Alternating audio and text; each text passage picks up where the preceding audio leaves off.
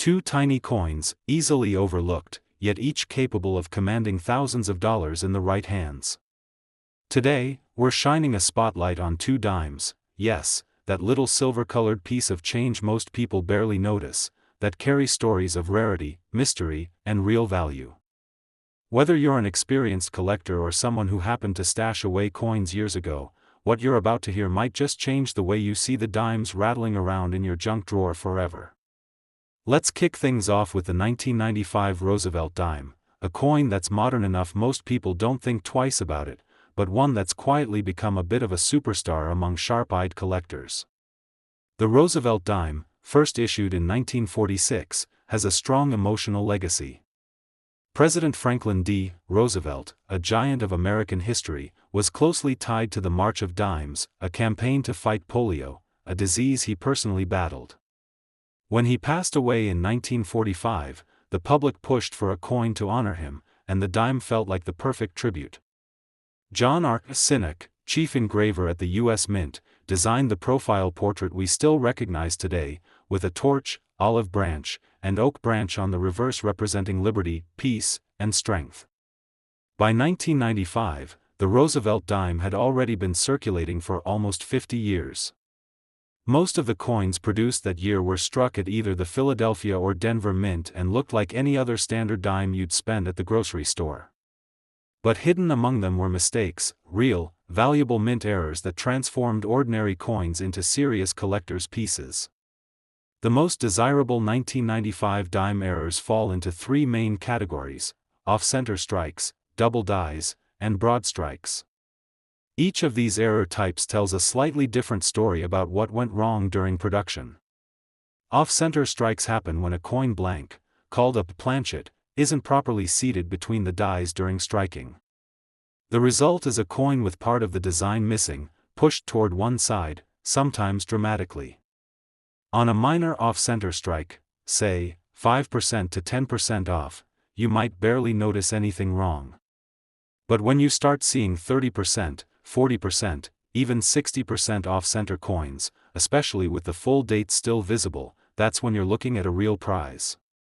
Collectors love dramatic off-center errors, particularly when the key identifying features, date, mint mark, Roosevelt's portrait, are still recognizable. Double dies are another kind of gem. These errors originate at the die creation stage itself. If the hub impresses the design onto the die slightly askew during production, every coin struck from that die will show doubling. For the 1995 dime, doubled images on the date, the word Liberty, and In God We Trust, can sometimes be seen clearly with the naked eye, though a good magnifying glass or loupe is a big help. It's a striking visual error, and among collectors, strong visible doubling can send prices soaring. Broad strikes round out the main errors for 1995 dimes. These occur when a coin is struck without the retaining collar that normally gives it a crisp, round edge. Without the collar's constraint, the coin spreads outward, creating a slightly larger, flatter disc-like appearance. Broad strikes are less dramatic than off-centers or double dies, but they still add considerable value compared to a normal dime. Now, let's talk numbers, because this is where things get really interesting. At auction, the value of a 1995 Roosevelt dime error depends heavily on the type and severity of the mistake, and most importantly, the condition of the coin. A sharp, dramatic off-center strike with a full date can easily bring in $500 to $1,200 depending on how clean the coin looks. Coins with just slight off-centering usually top out around $100 to $200 unless they're in perfect mint state condition.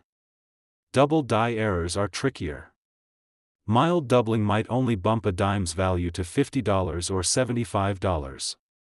But dramatic doubling, the kind where you see a clear, shadow image on the lettering without squinting, can fetch $300 to $800, and even more if the coin is graded by PCGS or NGC as MS-65 or higher. Broad strikes generally fall into the $75 to $250 range depending on condition and degree of spread. In a stunning example from 2018, a collector snagged a 1995 Roosevelt dime with 55% off-center strike, date fully visible, graded MS-64 by PCGS. That one hammered down at auction for an impressive $1,150. Not bad for a coin originally worth 10 cents. Here's something that adds even more flavor to the 1995 dime story. Unlike earlier era coins that were often pulled quickly by eagle-eyed bank employees, the sheer volume of coins moving through the U.S. Mint in the 1990s meant more errors slipped through the cracks. The late 80s and early 90s saw some modernization of minting equipment, but it wasn't a perfect system. Mistakes like off-centers and double strikes were often overlooked, especially with dimes, the smallest standard denomination and one of the hardest to inspect visually at high speeds. One of my favorite anecdotes involves a retired Navy veteran in Florida who spent years saving dimes in a massive 5-gallon water jug. When he finally sat down to sort them, mostly looking for silver pre-1965 dimes, he found not one, but 3 1995 dimes with significant broad strikes. He ended up selling the trio for a combined $2,400 and joked later that he'd been sitting on a vacation fund and didn't even know it. Now, condition is everything. A 1995 era dime found in circulation with obvious wear, scratches, dullness, dirt, will usually sell for the lower end of the era price range. But a bright, lustrous, mint-state dime with sharp error features will command the big bucks. Coins graded MS-66 or MS-67 are especially coveted. In general, if you think you have a 1995 era dime worth more than a few $100s, it's a smart move to have it authenticated and graded by a reputable service like PCGS or NGC. It's important to remember, too, that not all odd-looking dimes are genuine mint errors. Damage after a coin leaves the mint, like a coin getting squashed by machinery or hit by something heavy, can create error-like appearances. These post-mint damages, PMD, don't add value. In fact, they usually destroy it. Genuine mint errors will display smooth, natural metal flow and won't have sharp, jagged edges or unnatural bends. Because of this, experienced collectors always recommend a good jeweler's loupe, 10x magnification or higher, to inspect coins. Studying things like strike pressure, metal flow lines, and consistency across the error features can tell you very quickly whether you found a mint-made prize, or just an abused coin with a hard life. Interestingly, many of the best 1995 errors have come not from circulation, but from sealed mint sets. Every year, the U.S. Mint sells specially packaged sets of coins for collectors, and sometimes errors sneak into those sets. A mint set 1995 dime with a clear error is even more valuable, because it offers absolute proof that the mistake happened at the mint, not after the coin entered circulation. Now, shifting gears just a bit, let's move backward by a little more than a decade and dig into another fascinating dime that shows us how even subtle differences can make a world of difference: the error-rich 1982 Roosevelt dime. When we talk about coins that have made collectors sit up and pay attention, the 1982 Roosevelt dime has a well-earned place on that list. At first glance, it might seem like just another dime, small, silver-colored, lightweight, easy to lose between couch cushions. But dig a little deeper, and 1982 turns out to be a year packed with important changes, surprising mistakes, and coins that can fetch serious money if you know what to look for. Let's set the scene a bit. In the early 1980s, the United States was going through some big economic challenges. Inflation was high, metals were expensive, and the cost of producing coins, especially small denominations like the penny and the dime, was becoming a real concern for the U.S. Mint. Copper and nickel prices were volatile, and keeping minting costs down became a top priority. Now, while the big change in 1982 that most people remember involves the Lincoln cent, that was the year the mint switched from a primarily copper composition to a copper-plated zinc core. Something less well-known was happening with dimes too. The 1982 Roosevelt dime saw a lot of variety when it came to mint marks, planchet types, and overall production quality. All these variables combined to create some incredible rarities. One of the biggest stories from 1982 involves dimes with missing mint marks. Typically, coins struck at the Philadelphia Mint didn't carry a mint mark until 1980, when a small P was introduced. It was a big deal at the time. Philadelphia was finally getting its own identity stamp after decades of anonymity. But in 1982, some dimes made in Philadelphia slipped through the cracks without the P mint mark, even though they were supposed to have it. And these aren't just minor oddities. These no mint mark 1982 dimes are major rarities, especially ones struck to high standards for collector sets. The most famous example is the 1982 P. Roosevelt dime without a mint mark, found in the U.S. Mint special uncirculated sets. Only a few thousand were ever produced before the mistake was caught, and many of those sets ended up being opened and separated over time. Today, high-grade examples of the 1982 no mint mark dime are among the most sought-after modern U.S. coin errors. Spotting a 1982 no mint mark dime isn't hard once you know what you're looking for. Just flip the coin over to the obverse, the head side, and look just above the date.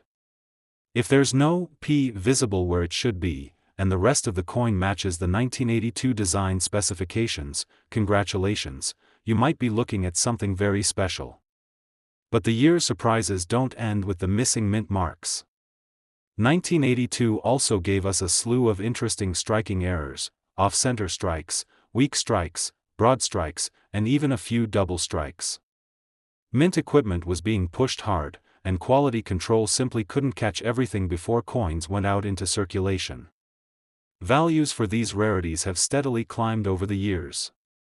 For the 1982 no mint mark Roosevelt dime in pristine mint state, you're looking at a starting price of about $200 to $300.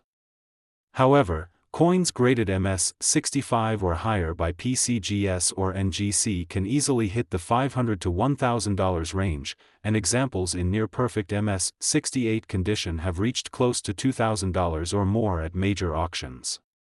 In 2011, an MS-68 no mint mark 1982 dime sold for a staggering $1,610, a huge return on a coin that originally cost less than a candy bar. Interestingly, circulated examples, those showing minor wear but still missing the mint mark, can also bring good money, often $75 to $150 depending on eye appeal and remaining detail. If you're sorting through old change and find one, even a slightly worn no mint mark dime could be a solid find. Collectors also chase 1982 dimes with major striking errors like off-centers and broad strikes, just like with the 1995 issues. A 1982 Roosevelt dime struck 40% off-center, full date visible, in high mint state condition might fetch anywhere from $250 to $700. A dramatic broad strike in nice condition could be worth $150 to $300, again depending heavily on eye appeal and grade.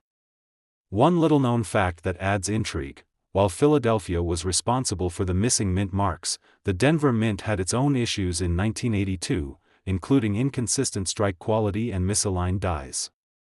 While these Denver errors aren't as valuable as the missing mint mark coins, they're still collectible, and sharp-eyed numismatists know to watch for Denver dimes with strong doubling or dramatic off-center strikes. Now, let's step into a few real-world collector stories, because honestly, that's where the fun really comes alive. Back in 2003, a woman from Ohio found a no mint mark 1982 dime in a small box of coins left behind by her grandfather. She had no idea it was rare, it just looked a little off to her because other dimes she compared it to had a P. After some quick research, she realized what she had and sent it off to PCGS. It came back graded MS-66 and later sold at auction for just over $1,100. She used the proceeds to help pay for her daughter's college textbooks. Not bad for something pulled from a forgotten jar. Another notable story involves a coin dealer who, while purchasing a large bulk lot of mint sets from a retiring collector, stumbled across 3 1982 no mint mark dimes tucked inside. Those 3 coins, after grading and resale, netted him nearly $6,000, all from a purchase he originally made just for the silver content of the other coins. It's examples like these that remind us why even relatively modern coins deserve close attention. Coins from the 1980s might not feel old the way 19th century pieces do, but minting errors from that era are often much rarer because fewer people saved coins back then. Most dimes from the early 80s were simply spent, lost, or melted, and very few collectors were focusing on mint errors from modern circulating coins at the time. Condition is, once again, absolutely critical. The difference between an MS-63 no mint mark dime and an MS-67 can mean hundreds, even thousands, of dollars. Sharp luster, no major scratches, full original details, and strong strike quality are what top collectors demand. Submitting a high-grade 1982 no mint mark dime to a reputable grading service is essential if you want top dollar. Bringing it all together, both the 1995 and 1982 Roosevelt dimes show us that the world of coin collecting isn't just about the ancient or the obviously rare. Sometimes, it's about spotting the subtle, the overlooked, and the unexpected. A dime that once quietly passed from hand to hand in everyday transactions might now be worth hundreds, or even thousands, all because of a small, fascinating mistake made decades ago.